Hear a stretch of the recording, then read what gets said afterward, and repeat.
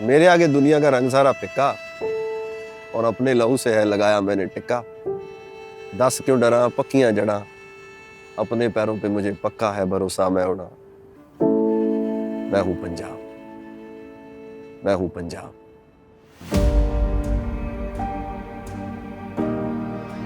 How are we feeling? I'm feeling chilling. Chilling. Good, good. आप बात कर सकते हैं उस पर कि उसकी क्या अहमियत है एमी की। मैं इत्थे वैलीडेशन दिलजीत दोसांझ वैलीडेशन ਲਈ नहीं आया, मैं सिर्फ इत्थे चमकीले ਲਈ आया। दुनिया ਦੇ ਮਹਾਨ ਕਲਾਕਾਰ ਜਿਹੜੇ ਆ ਜਿਨ੍ਹਾਂ ਨੇ ਫਿਲਮਾਂ ਬਣਾਈਆਂ, ਕੁਝ ਬੰਦੇ ਚੂਜ਼ ਹੁੰਦੇ ਦੁਨੀਆ ਤੋਂ, ਇੰਟਰਨੈਸ਼ਨਲ ਐਮੀ ਅਵਾਰਡ ਹੈ ਨਾ ਇਹ, ਤੇ ਦੁਨੀਆ ਦੇ ਮਹਾਨ ਕਲਾਕਾਰ ਉੱਥੇ ਬੈਠੇ ਹੋਣਗੇ ਤੇ ਚਮਕੀਲੇ ਦੀ ਗੱਲ ਹੋ ਰਹੀ ਹੋਏਗੀ। ਆਮ ਹੇਅਰ ਫॉर ਚਮਕੀਲਾ ਭਾਜੀ।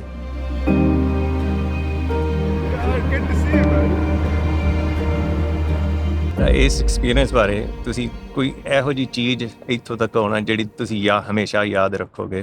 ਚਮਕੀਲੇ ਨੇ ਮੈਨੂੰ ਇਹ ਮੌਕਾ ਦਿੱਤਾ ਕਿ ਮੈਂ ਉਹਦੀ ਬਾਇਓਪਿਕ ਕਰ ਸਕਿਆ। ਚਮਕੀਲੇ ਨੇ ਮੈਨੂੰ ਮੌਕਾ ਦਿੱਤਾ ਕਿ ਮੈਂ ਉਹਦਾ ਕਿਰਦਾਰ ਪਰਦੇ ਤੇ ਜੀ ਸਕਿਆ। ਔਰ ਜਿਹੜੇ ਉਹ ਰੀਅਲ ਮੂਮੈਂਟਸ ਜੋ ਲਾਈਫ 'ਚੋਂ ਲੰਘਿਆ ਹੋਊਗਾ, ਕੁਛ ਪਲ ਲਈ ਸਹੀ ਮੈਂ ਮਹਿਸੂਸ ਕੀਤੇ ਹੋ, ਜਿਹੜੀਆਂ ਪ੍ਰੋਬਲਮਸ ਉਹਨੂੰ ਆਈਆਂ ਮੈਂ ਮਹਿਸੂਸ ਕੀਤੀਆਂ। ਸੋ ਆਈ ਐਮ ਹੇਅਰ ਫॉर ਚਮਕੀਲਾ। ਔਰ ਮੈਨੂੰ ਇੱਦਾਂ ਹੀ ਯਾਦ ਰੱਖਣਾ ਚਾਹੁੰਦਾ ਐਂਡ ਮੈਂ ਥੈਂਕਸ ਕਰਨਾ ਚਾਹੁੰਦਾ ਜਿੱਥੇ ਵੀ ਹੈ ਚਮਕੀਲਾ ਕਿ ਮੈਨੂੰ ਮੌਕਾ ਮਿਲਿਆ ਉਹਨਾਂ ਦੀ ਬਾਇਓਪਿਕ ਕਰਨ ਦਾ। ਚਲੋ ਕਹਿਣ ਨੂੰ ਕਿਸੇ ਨੂੰ ਸ਼ਾਇਦ ਗੱਲ ਸਮਝ ਨਾ ਆਵੇ, ਜਦੋਂ ਚਮਕੀਲੇ ਦਾ ਅਸੀਂ ਟ੍ਰੇਲਰ ਲਾਂਚ ਕੀਤਾ ਸੀ ਮੈਂ ਉਦੋਂ ਵੀ ਭਾਵੁਕ ਸੀ। ਉਹ ਕਈ ਲੋਕਾਂ ਨੇ ਮੈਨੂੰ ਕਿਹਾ ਸ਼ਾਇਦ ਇਮਤਿਆਜ਼ ਸਰ ਨੇ ਤੁਹਾਡੀ ਤਾਰੀਫ ਕੀਤੀ ਤਾਂ ਤੂੰ ਭਾਵੁਕ ਹੋ ਗਿਆ। ਮੈਂ ਆਪਣੇ ਲਈ ਭਾਵੁਕ ਨਹੀਂ ਸੀ। ਮੈਂ ਉਸ ਤੋਂ ਪਹਿਲਾਂ ਬੈਕ ਸਟੇਜ 'ਤੇ ਪਹਿਲੀ ਵਾਰੀ ਚਮਕੀਲੇ ਦਾ ਟ੍ਰੇਲਰ ਦੇਖਿਆ ਸੀ। ਮੈਂ ਵੀ ਟ੍ਰੇਲਰ ਨਹੀਂ ਸੀ ਦੇਖਿਆ। ਉਹਦੇ 'ਚ ਇੱਕ ਸ਼ਾਟ ਹੈ ਚਮਕੀਲੇ ਦੇ 'ਚ, ਉਹ ਮੈਂ ਹੀ ਕੀਤਾ ਉਹ ਸ਼ਾਟ। ਉਹ ਵੀ ਇੱਦਾਂ ਸ਼ਾਟ ਕੀਤਾ ਸੀ ਵੀ ਕੋਈ ਆਰਟਿਸਟ ਸੀ, ਉਹ ਆਏ ਨਹੀਂ ਸੀ, ਟਾਈਮ ਨਹੀਂ ਸੀ। ਅਤੇ ਇਮਤਿਆਜ਼ ਸਰ ਕਹਿੰਦੇ ਯਾਰ ਆ ਖੇਤ ਇੱਥੇ ਬਹਿ ਕੇ ਅਤੇ ਤੂੰ ਮੂੰਹ ਖੱਬੇ ਨੂੰ ਘੁਮਾ ਦੇ ਅਤੇ ਸਕਰੀਨ 'ਚ ਦੇਖ ਕੇ ਸਮਾਈਲ ਕਰ ਦੇ, ਅਤੇ ਮੈਂ ਉਹ ਕਰ ਦਿੱਤਾ। ਬਟ ਜਦੋਂ ਉਹ ਸ਼ਾਟ ਮੈਂ ਟ੍ਰੇਲਰ 'ਚ ਦੇਖਿਆ, ਉਹ ਜਦੋਂ ਉਹਨੇ ਘੁੰਮ ਕੇ ਮੈਨੂੰ ਦੇਖਿਆ, ਮੇਰੇ ਕਰੈਕਟਰ ਨੇ ਚਮਕੀਲੇ ਦੇ 'ਚ, ਮੈਨੂੰ ਇੱਦਾਂ ਲੱਗਾ ਚਮਕੀਲਾ ਮੈਨੂੰ ਦੇਖ ਰਿਹਾ ਅਤੇ ਸਮਾਈਲ ਕਰ ਰਿਹਾ। ਮੈਂ ਭਾਵੁਕ ਹੋ ਗਿਆ ਉੱਥੇ।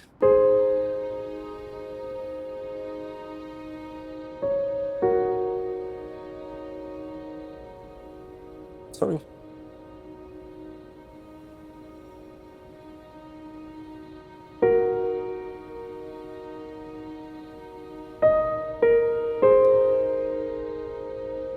ਮੈਂ ਮਹਿਸੂਸ ਕੀਤਾ ਚਮਕੀਲਾ ਉੱਥੇ ਸੀ ਉਹਦਾ। ਮੈਂ ਉਹੀ ਦੇਖਣਾ ਚਾਹੁੰਦਾ ਚਮਕੀਲੇ ਲਈ। That's why I am here.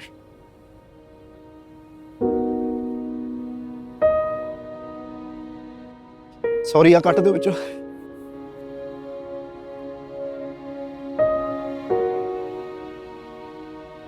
ਤੁਹਾਨੂੰ ਯਾਦ ਹੈ ਤੁਸੀਂ ਪਹਿਲੀ ਵਾਰ ਚਮਕੀਲੇ ਨੂੰ ਕਦੋਂ ਸੁਣਿਆ ਸੀ? ਜਦੋਂ ਮੈਂ ਮਿਊਜ਼ਿਕ ਸਟਾਰਟ ਕੀਤਾ, ਮੈਂ ਪਿੰਡ ਤੋਂ ਸ਼ਹਿਰ ਰਹਿਣ ਆ ਗਿਆ ਤਾਂ ਮੇਰੇ 2 ਸਾਲ ਮੈਂ ਸ਼ਹਿਰ ਸਕੂਲ 'ਚ ਪੜ੍ਹਿਆ ਤਾਂ ਮੇਰੀ ਬੋਲੀ 'ਚ ਕਾਫੀ ਫਰਕ ਆਇਆ।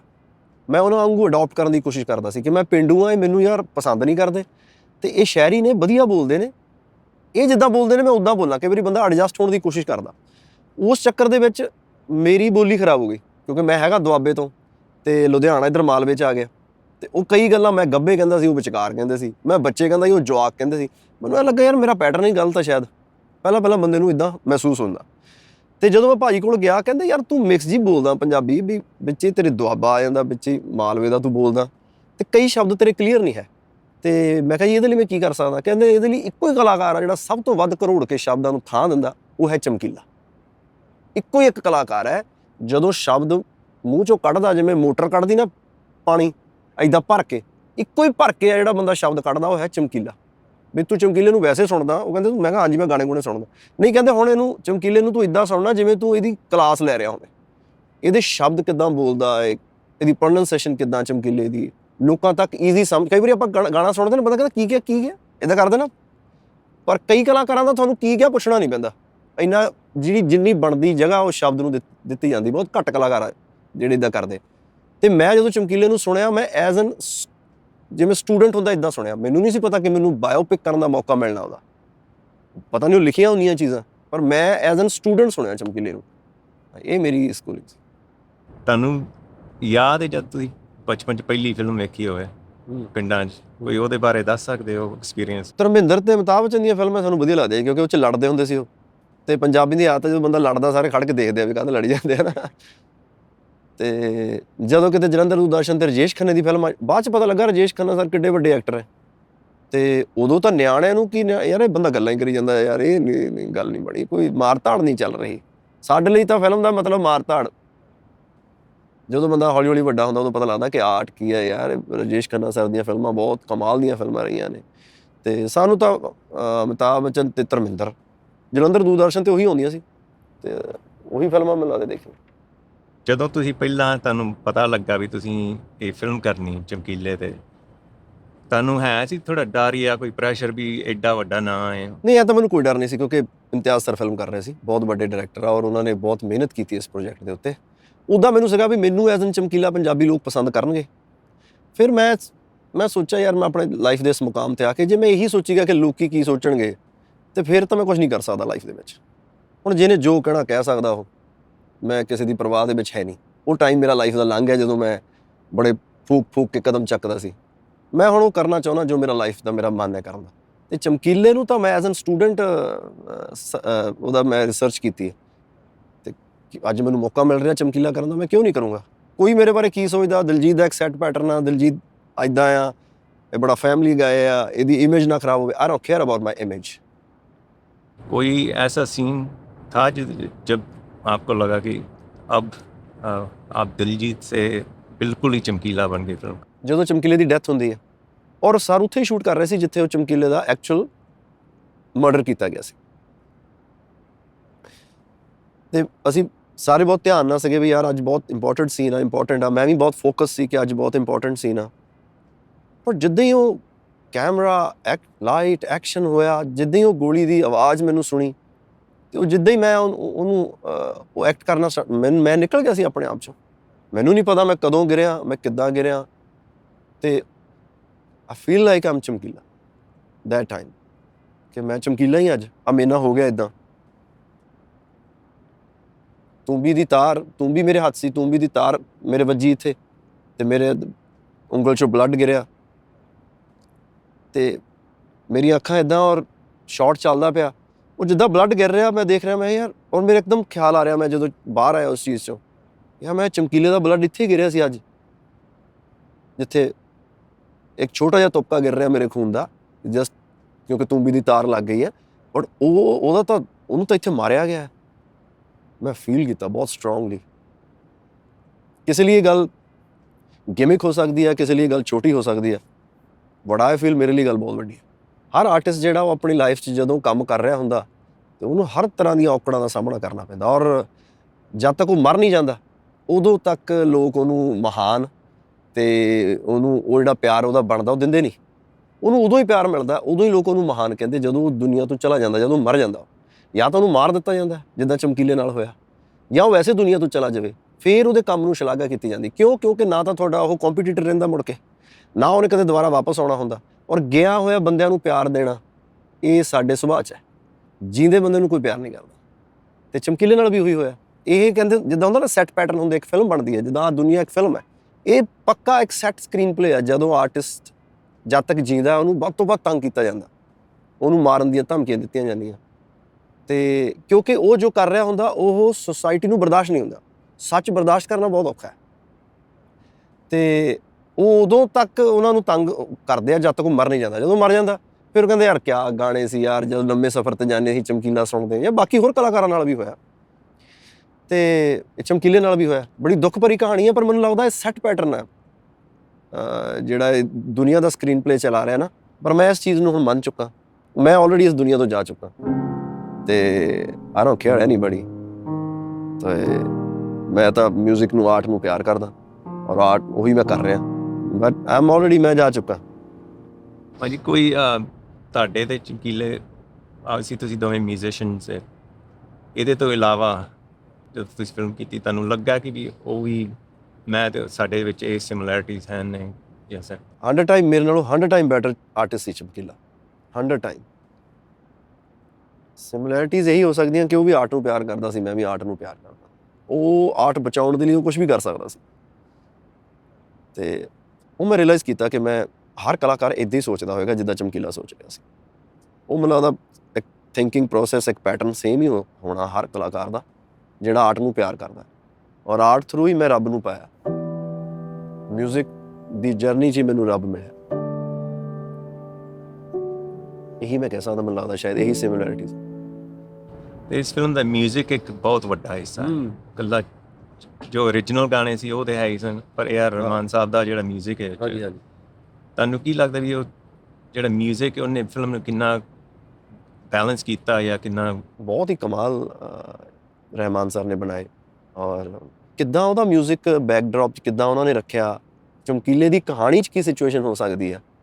ਇੱਕ ਤਾਂ ਉਹਦੇ ਗਾਣੇ ਆ ਜਿਹੜੇ ਉਹ ਸਟੇਜ ਤੇ ਗਾਉਂਦਾ, ਪਰ ਉਹਦੇ ਆਪਣੀ ਕਹਾਣੀ 'ਚ ਵੀ ਤਾਂ ਗਾਣੇ ਹੋ ਸਕਦੇ ਆ। ਬਹੁਤ ਹੀ ਪਿਆਰੇ ਲਿਖੇ, ਗਾਏ ਵੀ ਸਾਰਿਆਂ ਨੇ ਬਹੁਤ ਪਿਆਰੇ। ਇੱਕ ਗਾਣਾ ਸੀ ਉਹਦੇ 'ਚ, ਮੈਨੂੰ ਵਿਦਾ ਕਰੋ, ਅਰੀਜੀਤ ਜੀ ਨੇ ਗਾਇਆ, ਬਹੁਤ ਪਿਆਰਾ। ਜਦੋਂ ਫਿਲਮ ਸਟਾਰਟ ਹੋਈ ਸੀ ਤਾਂ ਸਰ ਕਹਿੰਦੇ ਤੁਸੀਂ ਇਹ ਗਾਣਾ ਗਾਓ, ਮੈਨੂੰ ਵਿਦਾ ਕਰੋ। ਔਰ ਮੇਰਾ ਕੁਝ ਮੂਮੈਂਟ ਇੱਦਾਂ ਦੇ ਚੱਲਦੇ ਜੋ ਮੈਂ ਬੋਲਦਾ ਉਹ ਹੁੰਦਾ ਰਹਿੰਦਾ। ਮੈਂ ਯਾਰ ਹਾਲੇ ਤਾਂ ਨਾ ਮੈਨੂੰ ਵਿਦਾ ਕਰੋ, ਇਹ ਕਿਸੇ ਹੋਰ ਤੋਂ ਗਵਾ ਲਓ। ਔਰ ਉਹਨਾਂ ਸੋਹਣਾ ਮੈਂ ਗਾ ਵੀ ਨਹੀਂ ਸੀ ਸਕਦਾ ਜਿੰਨਾ ਸੋਹਣਾ ਅਰੀਜੀਤ ਨੇ ਗਾਇਆ। ਤੇ ਬਹੁਤ ਪਿਆਰਾ ਗਾਣਾ, ਮੈਨੂੰ ਵਿਦਾ ਕਰੋ। ਇਹੋ ਜਿਹੀ ਤਾਰੀਫ ਮਿਲੀ ਹੋਵੇ ਇਸ ਫਿਲਮ ਵਾਸਤੇ, ਚਾਹੇ ਇੱਕ ਫੈਨ ਤੋਂ, ਚਾਹੇ ਇੱਕ ਪੀਅਰ ਤੋਂ, ਜਿਹੜੀ ਤੁਹਾਨੂੰ ਤੁਸੀਂ ਸੋਚਿਆ ਨਹੀਂ ਸੀ ਮਿਲੇਗੀ? ਯਾਰ ਇੱਦਾਂ ਦੇ ਮੈਸੇਜ ਸੀ, ਮੈਂ ਬਹੁਤ ਰੋਇਆ ਪੜ੍ਹ ਕੇ।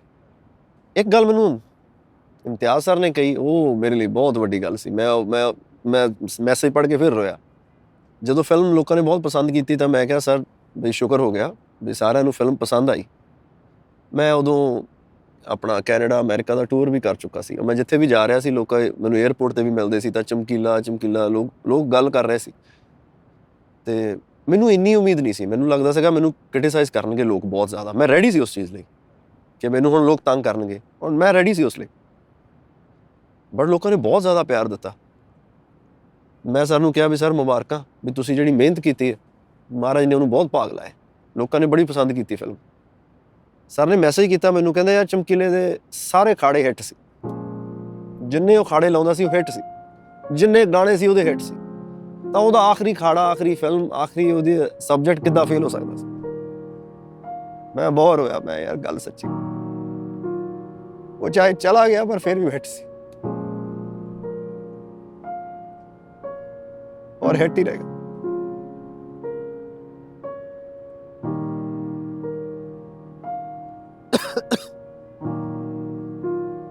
ਕੱਟ ਦੋ।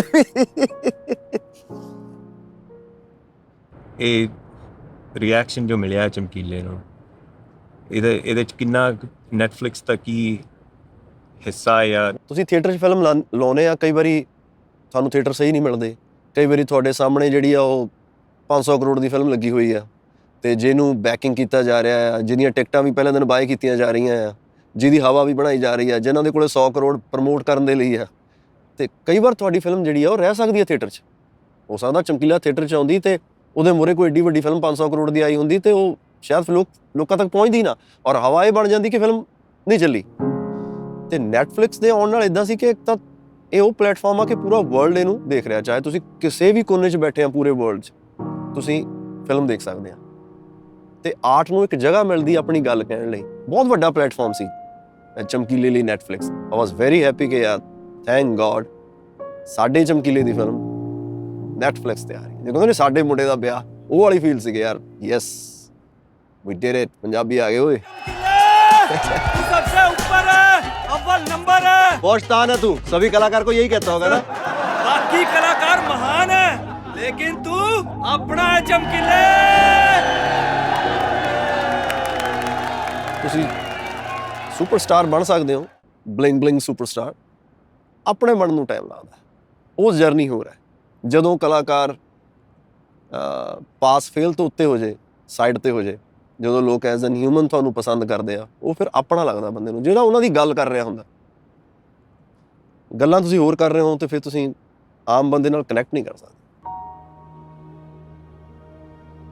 ਐਮੀ ਦੀ ਨਾਮਨੀ ਹੋਣਾ ਅੱਜ ਮਿਲਣੀ ਕਿੱਡੀ ਵੱਡੀ ਗੱਲ ਹੈ ਤੁਹਾਡੇ ਵਾਸਤੇ। ਮੈਂ ਉਹਨਾਂ ਚਮਕੀਲੇ ਲਈ ਮੈਂ ਆਇਆ, ਇਹਨੂੰ ਇੱਦਾਂ ਦੇਖੋ। ਔਰ ਜਦੋਂ ਫਿਲਮ ਬਣਾਈ ਵੀ ਅਸੀਂ ਐਮੀ ਲਈ ਥੋੜ੍ਹਾ ਫਿਲਮ ਬਣਾਈ ਸੀ, ਅਸੀਂ ਤਾਂ ਚਮਕੀਲੇ ਲਈ ਫਿਲਮ ਬਣਾਈ ਸੀ। ਹੁਣ ਇਹਨਾਂ ਨੇ ਬੁਲਾ ਲਿਆ ਔਰ ਇਹ ਮੂਵਮੈਂਟ ਬਹੁਤ ਵੱਡਾ ਹੈ ਚਮਕੀਲੇ ਲਈ। ਉਹਦੀ ਗੱਲ ਹੋ ਰਹੀ ਹੈ ਐਡੇ ਵੱਡੇ ਪਲੇਟਫਾਰਮ 'ਤੇ। ਯਾਰ ਕਲਾਕਾਰ ਇੱਕ ਕਿਹੜੇ ਪਿੰਡ ਤੋਂ, ਦੁੱਗਰੀ ਪਿੰਡ ਤੋਂ ਉੱਠਿਆ। ਮੈਂ ਨੇੜੇ ਦੁੱਗਰੀ ਮੈਂ ਵੀ ਰਹਿੰਦਾ ਰਿਹਾ, ਉਸ ਜਗ੍ਹਾ ਦਾ ਬੰਦਾ ਯਾਰ ਅੱਜ ਐਮੀ 'ਚ ਉਹਦੀ ਗੱਲ ਹੋ ਰਹੀ ਹੈ। ਆਪਣੀ ਗੱਲ ਲੱਗਦੀ ਆ, ਮੈਨੂੰ ਇੱਦਾਂ ਲੱਗਦਾ ਕਿ ਮੇਰੀ ਕਹਾਣੀ ਹੈ। ਆਪਾਂ ਜਿੱਤੇ ਆਲਰੇਡੀ, ਤੁਸੀਂ ਜਿੱਤੇ ਹੀ ਜਿੱਤੇ ਆ। ਮਹਾਰਾਜ ਦੀ ਤੁਹਾਨੂੰ ਤੇ ਜਿੱਤ ਹਾਰ ਲਈ ਨਹੀਂ ਭੇਜਿਆ, ਸਵਾਦ ਲਈ ਭੇਜਿਆ। ਤੁਸੀਂ ਸਵਾਦ ਹੀ ਲੈਣਾ ਹੈ, ਆਨੰਦ ਲੈਣ ਆਏ ਆ ਮਹਾਰਾਜ ਜੀ, ਆਨੰਦ ਲੈ ਕੇ ਜਾਵਾਂਗੇ। Over and out.